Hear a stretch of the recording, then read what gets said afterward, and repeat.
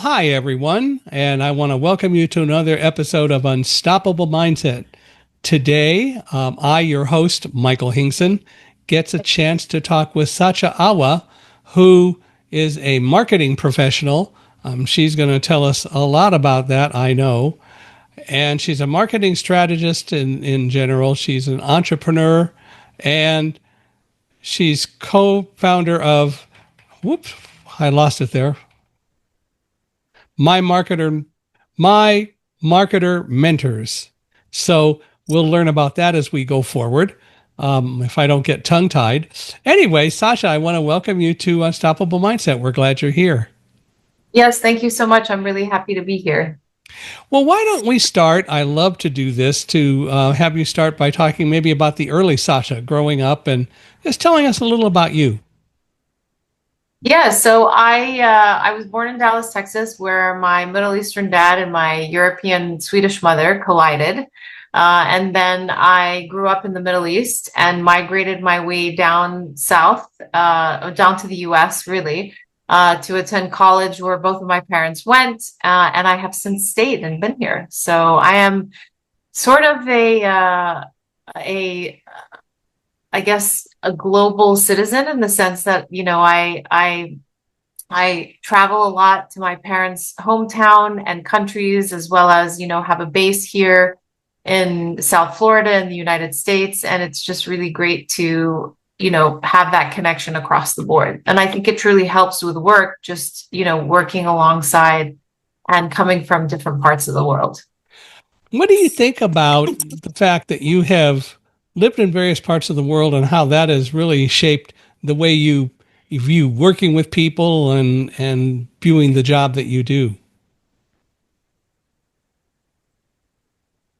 Well, I think that when you are sort of that global citizen, and I think a lot of, my generation is having lived all over, it really creates that sense of truly understanding and being able to connect with folks all over, just, really the nuances of culture and, really how things sort of function and work in their country and really being able to adapt it. So it's not just, and I have clients globally, and some clients are some people are like, oh my gosh, it's so hard to do business in X country, or so on and so forth. And I think you adapt, and as long as you're open to understanding how other people work and how they get things done, then I think it's a great fit for you to be doing that. Yeah, I think it's so important to have a broader perspective than so many of us do.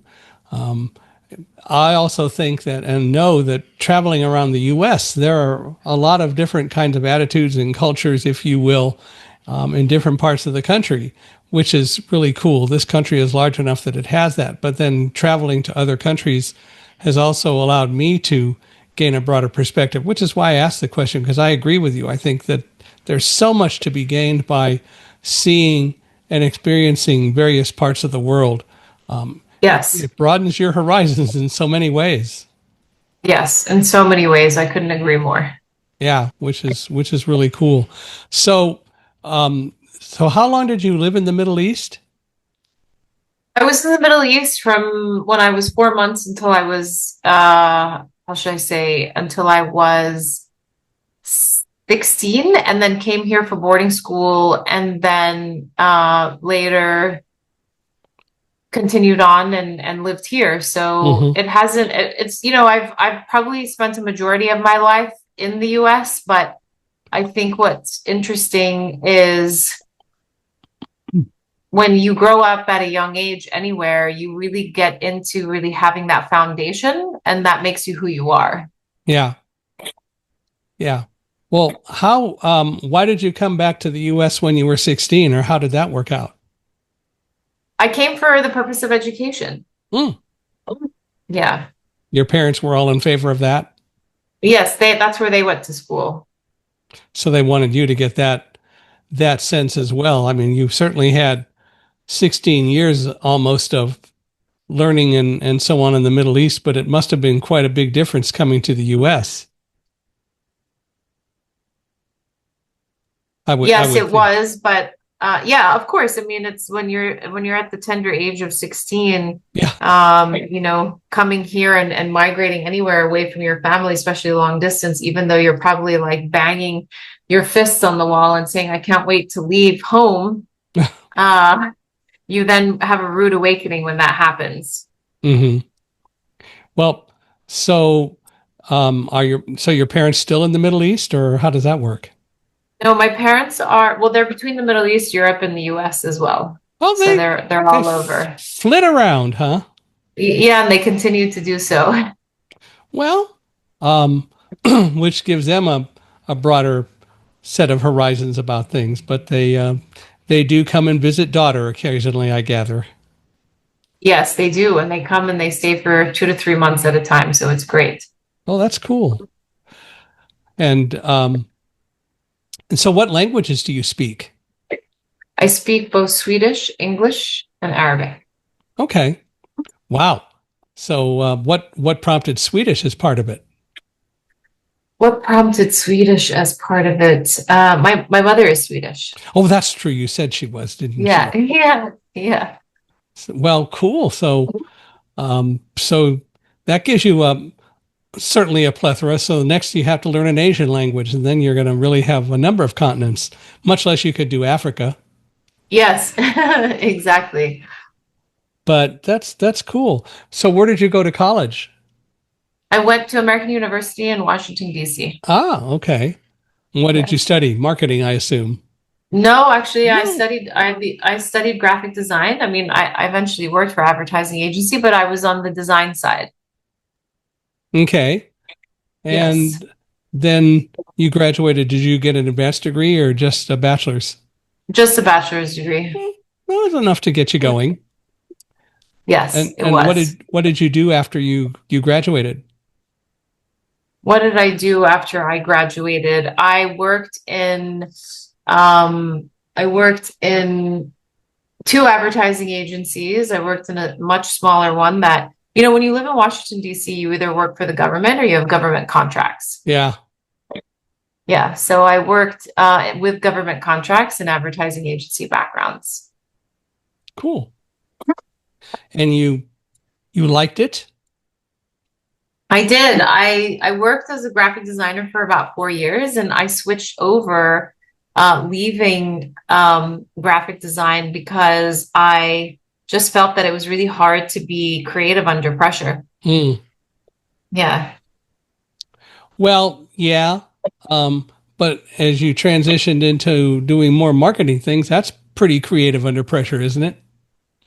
Yeah, I mean, I guess marketing in general is just a lot of pressure to begin with. Yeah, but still. Um, but you certainly seem to do okay with it all. I So am, yeah, and I think I'm always up for a good challenge. when did you go out and start your own company?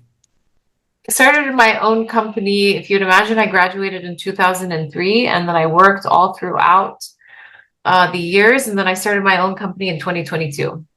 Oh, so somewhat post pandemic, Somewhat in the somewhat midst of in the midst of, post-pandemic. yeah, Yeah, right. yeah, Why did you yeah. decide to start your own company rather than just continuing to work for others?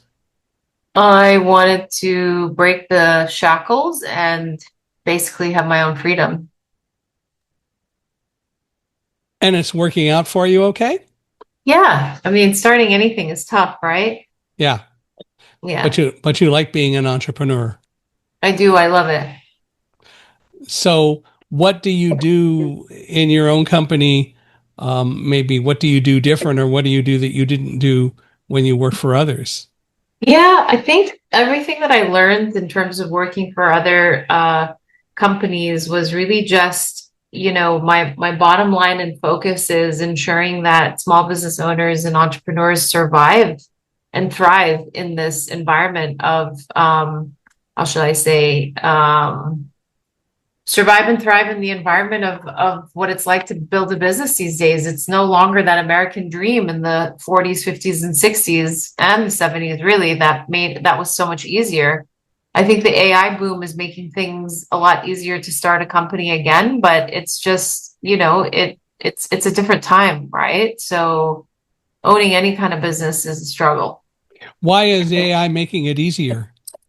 AI is making it easier because AI has created platforms that can build a website in 6 minutes or less versus, I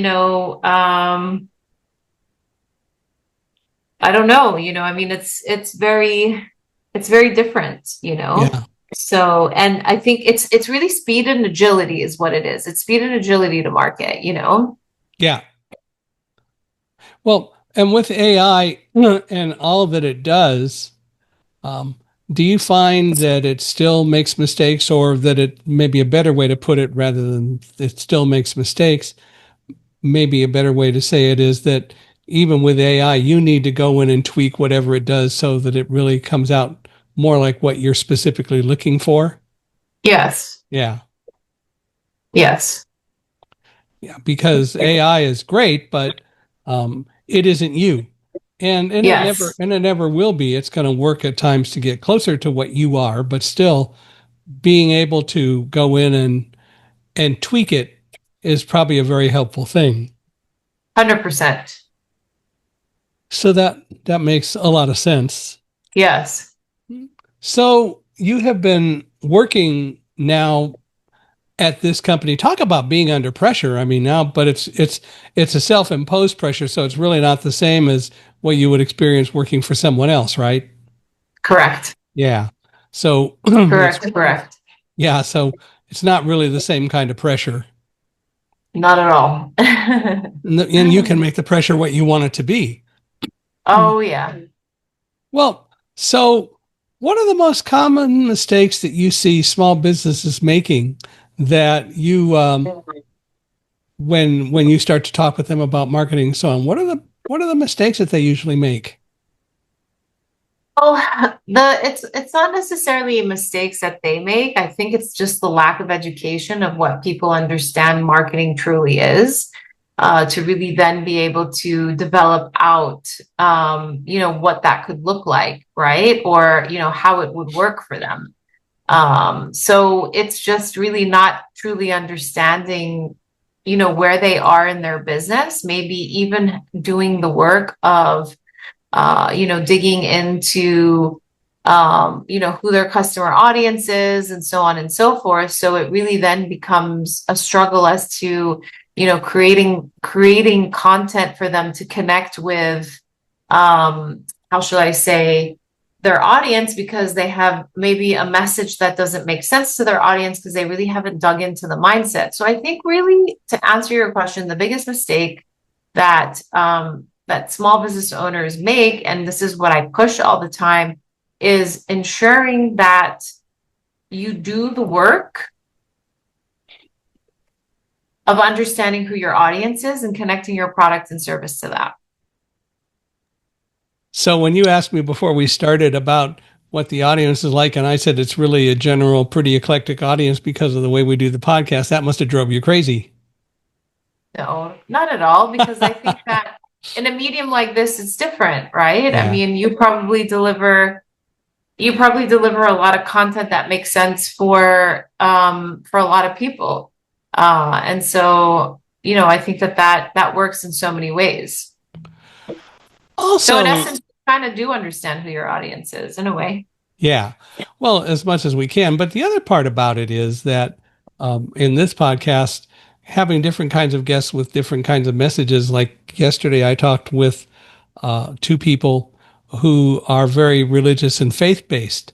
And I'm sure that there are people who aren't going to be interested in that who listen to our podcast. They might listen to it. I hope they will, just because I think it's good to always hear other perspectives. But I do understand that sometimes people in the audience will listen to one thing and they won't listen to someone else, and what they do, and I think that's perfectly okay Yes, because, as you I said, think it's so. the kind of medium that we have. Exactly. So, um, I my background has been since 1979 in sales, And Okay. of course, we work very closely with marketing, and there's a lot of overlap and all that. But in looking at the people that you work with and so on, can you give us a story of maybe a company or someone who really overspent on a marketing campaign that they really didn't need to spend so much on, or a tactic where they just overspend without getting any real results? That happens when there's a lack of understanding of, jumping into something just because you think the world has told you that that's what you need, or, you've been told, this is what you should be doing. So in that sense, it makes it very hard, because of the simple fact that they don't really, they jump into making a mistake, when it's not the right time for their business. And most of these sort of marketing agencies that are out there kind of focus on a one track setup. So they don't really, it then becomes a bad marriage, if that makes sense, because it's like you're meeting the client, a client is being connected to an agency at the wrong time, and it's just not where they should be, as a business. So a company starts doing something in a particular way because someone told them to do it that way, but they don't get results. Then what happens? Then they think marketing sucks, and that's a majority of who comes to me, Yeah. So when that happens, what do you do? I have to rehabilitate them back into understanding that marketing does actually work. And that's when I build out my whole process and explain to them, like, this is how it actually works. It wasn't the fault of, the business that you were working with. It was just the simple fault that, you weren't ready and they didn't guide you in the manner that they should have. How do people take that when you say that to them? I wish I had met you, um, before this happened, because sometimes, dependent, there can be a lot of money that's wasted, Yeah. right? And that's really what the struggle is. And so, but then it automatically gains trust because they know that I'm not here to, um, to just rip them off and tell them I'm going to 10x your business and so on and so forth, when I'm actually really going to, support them getting to where they need to get to. Have you had situations where you started working with a company and you thought you understood what was going on, but then when you started a campaign, it didn't work either, and you had to punt, as it were? Well, I always tell them, we have to test and learn, and that's what marketing is all about. So it's going through those motions and they have to be open for it. But what I do when I test and learn is that I don't throw money out. I make sure I dip our toes in very cautiously, to then, make sure that we build accordingly. Yeah. Yeah.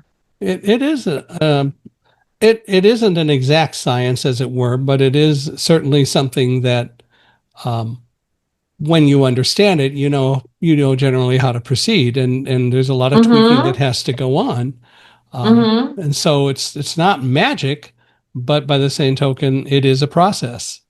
Yes. And I think most people don't really understand marketing.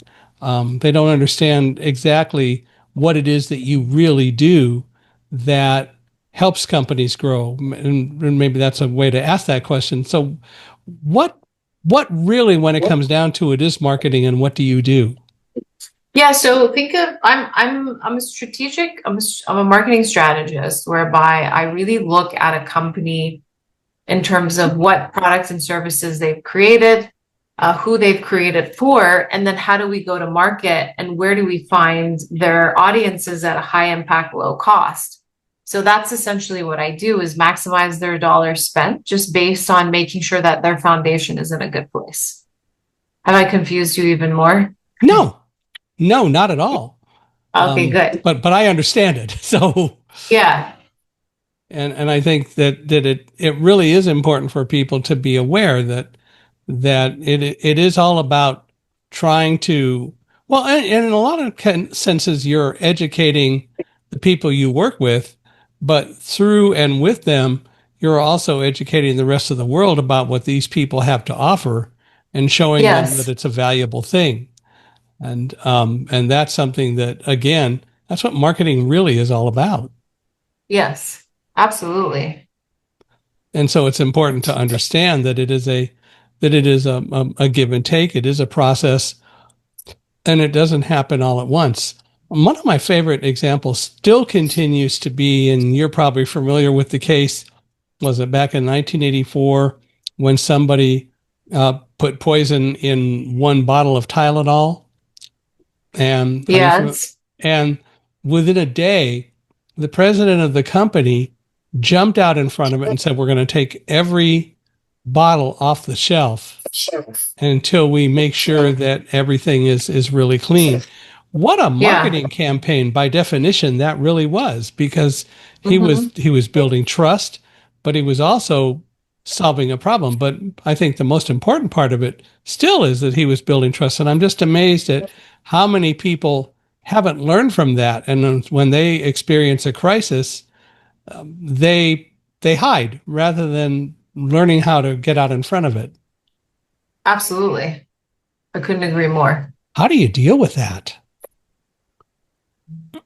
Um, I don't know. Sometimes I ask myself why I didn't get a degree in psychology as a second major. Yeah. Yeah. Yeah, it is amazing. But well, you got to do what you got to do. Yep. Absolutely, right? So, what's the first thing that a company should do to make sure that their marketing dollars are really being well spent? Make sure that their marketing dollars are being well spent. It really goes back to the foundation, ensuring that they really know what their mission and their vision and who they're actually talking to. Because if they're creating content that is not aligned with the pain point of who their audience is, then you've completely missed the beat. And I'm assuming that you find a lot of people who haven't really thought nearly enough about their vision and their mission and who haven't really learned to understand what their audience is. Oh yeah, 100%. So what do you do to fix that? What do I do to fix that? That's when I go through my three-part process in the sense of I really take a look at what's the word I'm looking for? Understanding, again, like the foundation. I come in and I do an audit and I really look into, the details of how they've set up, how they haven't set up, what they've been doing that hasn't worked for them, and so on and so forth, and really moving through that process. Mm-hmm. Yeah. Do you do you find that you often surprise um, customers because they thought they knew what they were doing and they thought they understood their mission and their audience and Oh, they they do really all the didn't? time. They're just surprised. 100%. Yeah. Yeah. I mean, they definitely think that they know what they're talking about, and sometimes it's difficult to unpack that, with clients, but it works out in the end. Yeah, it's all about education and teaching, and as long as they're willing to learn, which is of course part of the issue. Have you had some people that no matter what you tell them, they just refuse to buy into what they really need to do to improve? To try and see if I can make sure that when we're having the initial setup to ensure that it's a good fit for both of us, that we make sure that in general it's a good fit, right? And so I tend to try and hope to have that interview process that makes it work in the end, right? So more than not, I'm pretty accurate with it, But of course, we can always make mistakes, and I have yet to let go of a client, but sometimes you have to allow the client to guide you. But then, I always am frank in the beginning that, this is what we're going to be working with. This is what we're set up to do, so on and so forth. And, if there's pushback, I feel it in the beginning, and I tell them how I work, and they tell me how they work. And we just hope that it becomes a good marriage ultimately. It's all about education. And I gather, since you said you've never had to really let go of a client, that you've been successful at working out some sort of an educational process between the two of you. Yes. Because that's really what it's all about. And Yeah. I'm assuming that you've learned things along the way too. I definitely have learned things along the way. Yes. Do you find that sometimes customers or a customer of yours really did know more of what they were talking about than you thought, and you had to adapt? Those are a blessing when they have that. So I'm always open for that. And I think that that's great when they've done the work. Yeah. But they've obviously done something that brought them to you because they felt they were missing something, I assume. Yes. So again, it's a learning experience, and I think that's so important that that we all learn. I know for me in sales, um, I figure I learn from every customer that I have ever had, and whenever I hired someone, I told them especially at least for the first year, you need to think of yourself as a student. Your customers want to teach you; they want you to be successful as long as you develop a mutual trust and ultimately you have to be a student to understand them and let them teach you what they do and so on. Then you go from there. 100%. 100%. I couldn't agree more. And it's so important to do that, and it makes for a much better arrangement all the way around when that happens, doesn't it? Yes, it does. So Fortune 500 companies tend to have strategies they've used, and that's probably what brought them to the point where they became Fortune 500 companies. But what are some of the strategies maybe that they have that smaller companies can adapt to? Well, it's interesting that you asked that because I worked for a Fortune 1000 company. I mean, I worked for the New York Times, and what I really have been excited about leaving them and going into the startup world is the simple fact that enterprises have processes and systems in place that startups don't. And that's what's so interesting is that, while a startup is beautiful chaos and they have more speed and agility to get to market, they just don't have the practice of the processes in place to really be organized to get to market. So that was really one thing that I brought into the system to be able to help support. So, for example, what are some of those processes? Creating roadmaps, go-to-market strategies, digging into systems. And what really tends to happen at startups, it's just like, go, go, go, go, go. Just get to market. That doesn't work necessarily at all.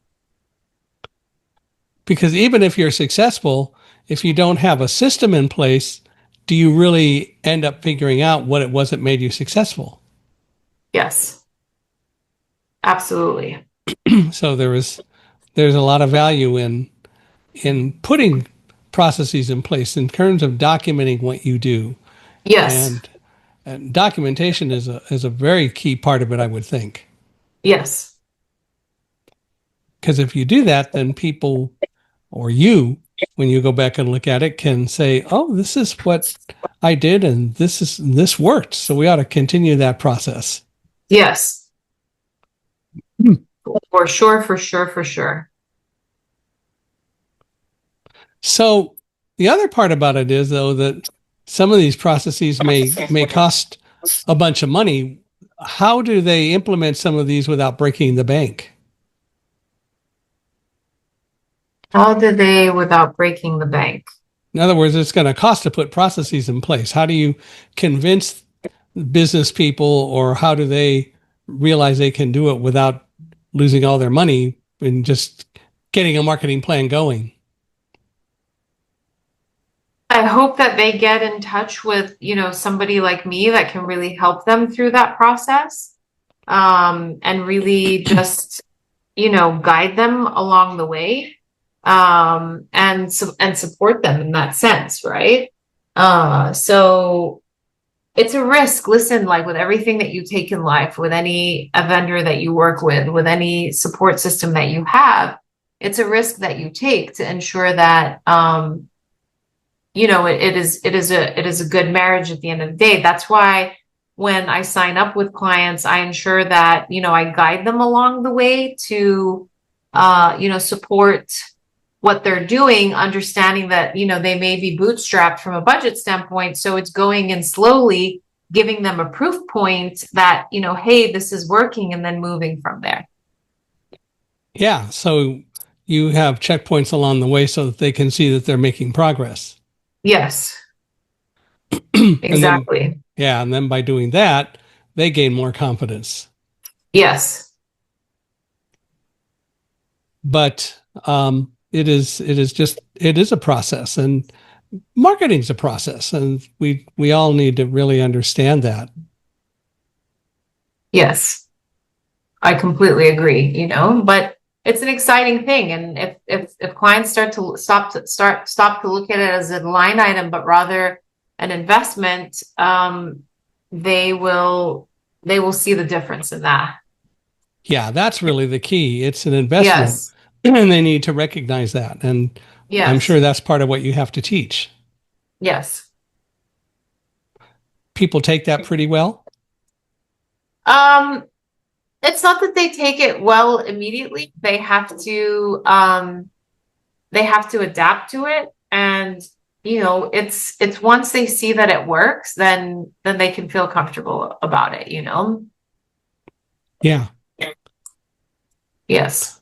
So, can you share a story where a small business applied maybe the large business approach to branding and so on and experienced growth? Let's read that question again. Can you share a story where a small company applied a big brand approach and did see growth? Where they applied a big brand approach and they did see growth. When you say brand, are you talking about changing logos, like all that kind of stuff? Well, I don't know. That's why I was wondering if you had a story where somebody looked at a major company and they said, "Well, we like what these people are doing. We're going to try to apply that to our business," and they did it with your help, and they were successful. Um, so as I mentioned, like logos and stuff like that. Is Okay. that what you mean? Like from a brand? I just want to make sure I understand what you mean by Well, like brand. I'm open. That's why I wanted to get your sense of. So big companies are successful for one reason or another, and so I was looking for maybe a story about a smaller company that adopted what a bigger company was doing and found that they really were able to experience growth because of adopting whatever it was that they did. Yes. So, well, I think that the audit is the most important part in the beginning, and it's focusing on that audit to ensure that they're in the right place for growth. And that's why we do that work, to make sure that we set them up for success, right? And that to me is extremely important, because if that work isn't done, then it can be set up to fail. When you say audit, you mean what? So I look at their previous marketing history. I look at their mission, their vision. I really dig into who they think is their ideal customer profile. And then lo and behold, we find out that there's a multitude of different customer profiles that they haven't even thought to look out for, you know? And so then your job is to help guide them to bring some of those other customer potentials Yeah. into what they do. Yes, exactly. So when you're helping a company develop a strong go-to-market strategy, what are some of the key elements that you put in place and that you invoke? The key elements that I put in place, it really goes back to really doing the work on who their customer is, because a lot of, like I said, it goes back to the beginning of what you asked me, what's the biggest mistake? The biggest mistake is that they don't really truly uncover who they're targeting. Mm-hmm. They really don't, you know, a lot of companies don't, even enterprise companies don't. So what is the process that you use to get people to recognize and put procedures in place to really experience growth, so that you discover that they don't know their customer base, for example, like they should, or the way they're speaking to their customer base isn't necessarily the best way to do it. What are some of the procedures and the processes that you actually put in place that help move them forward in a positive way? Yeah, so you know, when we look into the audit, you know, we really get their content in a good place. We really tighten up their mission, we tighten up their vision, we really expand on who their customer profile is. We make sure that all of their marketing tech is connected so that they can track a lead in through the funnel from the lead to the final sale, and that's really important, you know. So that's really where we start, and then whatever we uncover from the how should I say from the audit, then we start to put, and every business is different, and then we really start to put implementations in place to build from, and that becomes the ground up.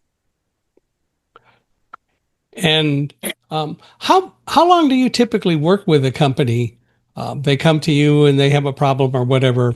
Is there kind of any sort of average amount of time that you end up spending with them, or is it a kind of ongoing relationship that lasts a long time?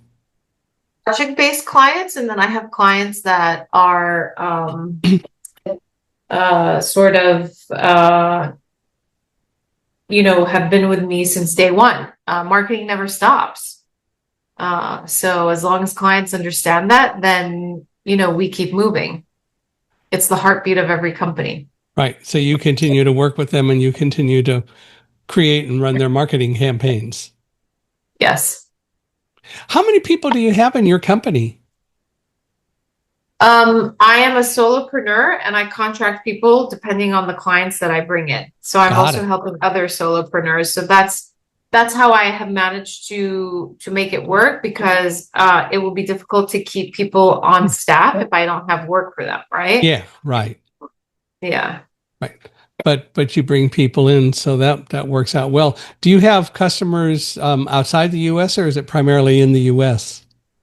Um, they are global. They're global. Okay. Yeah. Yeah. The value of video conferencing, right? Exactly. Exactly. Exactly. So, see, the pandemic has helped in fixing some things anyway, or enhancing some things. I think so. Yeah, I know Zoom has become a lot better because of the pandemic as a video conferencing tool. Yes. It's more accessible than most, which is really pretty good. But Yes. but it's I think that we're seeing the value of it. Do you? Which brings up a question a little bit away from marketing, but how do you think that the entire working world is changing? Do you think that there are a number of companies that are recognizing more the value of hybrid work, where people can spend some of their time working at home as opposed to just having to come into an office every day? Or do you think we're really falling back on just being in the office all the time? Some people want to go back into the office. I think that they miss the point of the hybridness of being able to, to connect with people that and really give somebody the opportunity overseas that can really support them. So I think a majority of people pre-COVID were maybe not as open, and I think they're very much open to it now.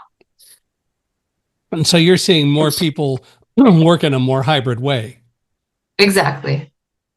Yeah, I'm glad to hear that. I think it's so important. I think that we're seeing that workers are happier when they they are in an environment that they're really comfortable in. And the reality is, while offices are great and there's a lot of value in people spending time with each other in the office, that doesn't work all the time or shouldn't work all the time. It's true. So it's nice to see some changes that will help that. Yes, exactly. Does AI help all that in any way? Oh, I mean, there are some things that AI can help with, but I mean, from a it's really maybe platforms that help you connect, that help you get, the job done, that maybe assimilate you being together, and brainstorming and so on and so forth, right? Right. So, mhm. What do you think about the people who say that AI is going to take away so many jobs?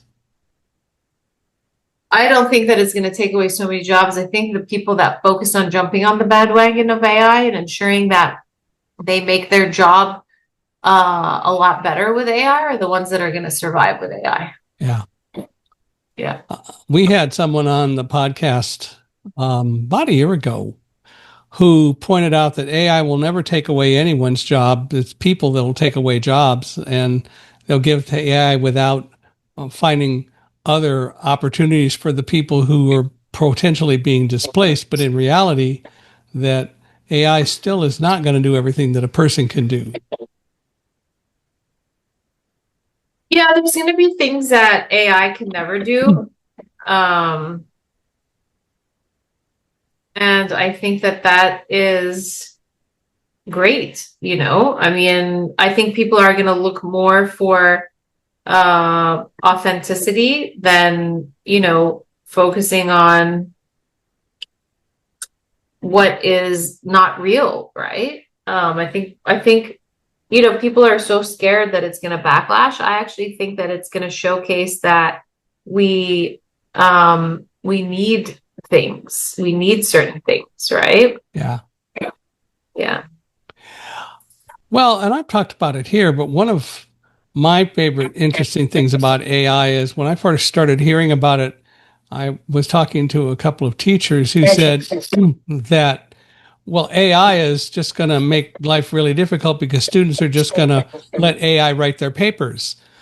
And students aren't going to learn anything. And I asked, what are you going to do about that? Well, what can we do? We're working on programs so that we can try to figure out whether AI wrote the speech or the paper, or they wrote the paper. And that got me thinking, and I finally realized what a wonderful opportunity AI is providing. So you assign a paper for a class of students, and the students go off and do their papers. A lot of them may use AI to do the paper.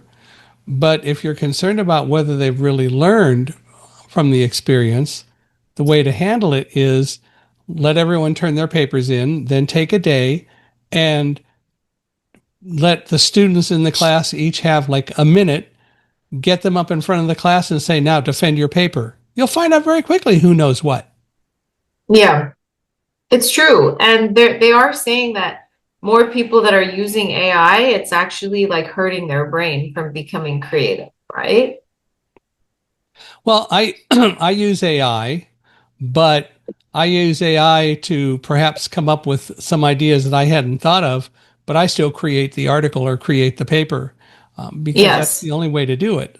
I think AI Yes. is great at coming up with some possibilities that maybe we didn't think of, but it Yes. still needs to be us that does it. I completely agree. I couldn't Yeah, agree more. Yeah. and that works. Yeah. For sure, for sure. So when startups start launching and doing things, what are some of the common mistakes that they make?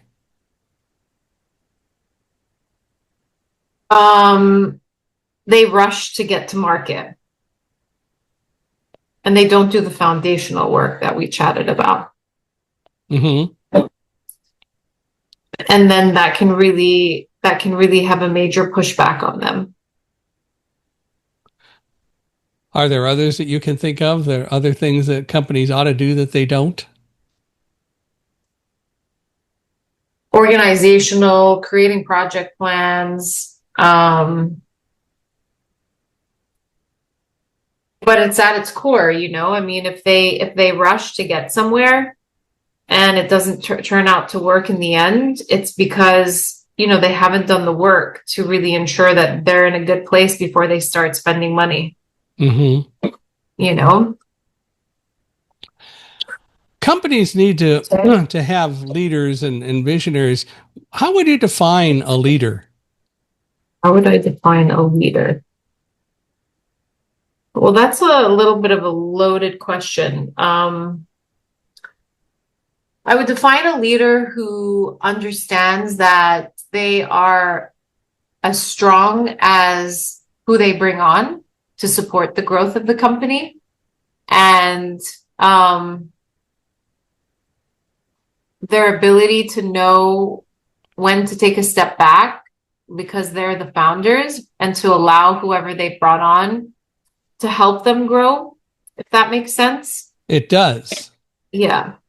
Because a lot of the times people hire somebody and they just do the work for them, but it's like, why have you hired them, you know? I think that one of the key attributes of any leader is to know when, is to learn your people and know when to step back and let somebody else take the lead because they happen to have more of a talent to do a particular thing than you do. 100%. And I think that is so crucial because so many leaders don't do that. Yep, I completely agree. They don't do that at all, you know. Yeah, and there's a big difference between being a leader and being a boss. Yes, absolutely. And I always tell every person that I ever hired, my job is not to boss you around. You convinced me that you could do the job we're hiring you for, but my job is to use my talents to help you be more successful. And you and I need to figure out how to make that work. How do we use each other's talents to do the things that you need to be successful? Yes, exactly.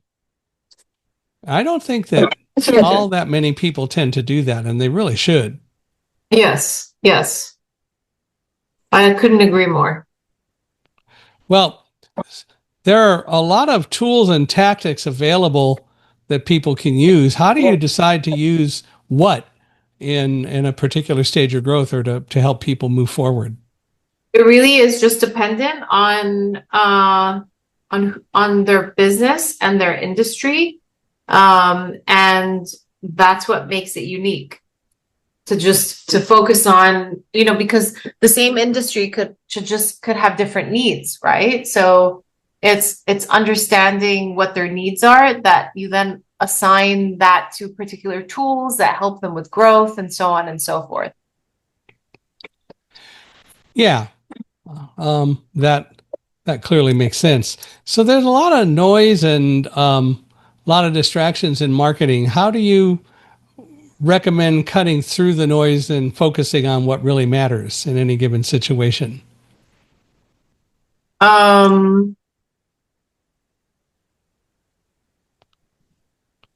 What really matters in any given situation? So there's again, there's so many ways to get distracted. How do you help to keep people focused on the job at hand, whatever that is, to ignore distractions and focus? So I guess distractions can come in many different packages. So it's really understanding how those distractions are and what they mean to the company. So just depending on them on that, it's really offering up whether that distraction is important. You know what I'm saying? Or if it is something that is just something to bypass, or if it's noise. So it's really kind of analyzing the worth of spending time and effort on it. How do you get people to get past focusing on those distractions, though? So, I mean, you're right in all that you've said, but how do you get people to recognize what they really need to do in any given situation? Um, it's really the analysis of throwing back data to them. So it's like, okay, so this is a distraction. What does this mean to the company? How can we leverage this or not leverage this? Does it make sense, or are we wasting time focusing on it? Mm-hmm. I think it's just reasoning, right? It's logical reasoning with any type of distraction, whether it's business or personal. Yeah. I know for me, when I worked for a company a number of years ago, um, I was the first person into the office because I sold to the East Coast from California. So I was in the office by 6, and I had 2 to 3 hours that I could focus on doing all the phone calls and the other things that I needed to do because it was 9 o'clock on the East Coast. And I started to observe after a while, not so much for me, but when other people started to arrive, they'd spend time chatting and all sorts of stuff like that. And sometimes I would get interrupted and it slowed things down. But people chatted and didn't focus as much for quite a while on whatever it is that their job responsibilities required them to do. Yeah. And of course, that's a distraction. It's a an interesting distraction of just communications, but still, um, I never saw that the company did a lot to get people to really focus. They did some things. They put some procedures in place, for example, where you could see how many phone calls you made in a given day. Yes. Some people took that to heart, but a lot of people didn't. And the bottom line is they continued to be distracted. Yes. It's true. But I think then what that becomes, it's the personal characteristic Yeah. that they Well, have to solve for. that they do have to solve for. But if you were the leader of a company where you saw some people who were doing that, what would you do? How do you get them to understand How do I get them to understand that they that need go that to focus? And how do you help them focus? I think that's out of my paycheck. Hopefully they have a psychologist. Back to getting that degree again, right? Yeah, I mean, like there's only so much that I can do, honestly. Yeah. Yeah. There So, really is only so much that I can do in the arena of supporting people. right. Yeah. So if you encounter an overwhelmed business owner who's trying to create a clear marketing path to do something and they feel overwhelmed, what kind of advice would you give them?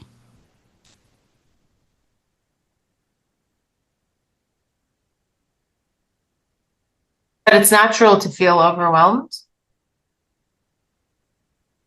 And but they feel overwhelmed. How do you fix that? Again, I mean, I'm somebody that focuses on marketing, so it would be out of my core scope, to be honest. I mean, I just, I can talk them through a certain amount of things, but like, I mean, I can't really change somebody's personality, and it's either I can guide them in one direction as to like what is going to hurt or make or break their company, but I'm not an organizational psychologist. I think that would be a really good question for an organizational psychologist versus a marketer. Okay. Yeah. Yeah. Well, if people want to reach out to you and engage you in terms of your services and so on, how do they do that?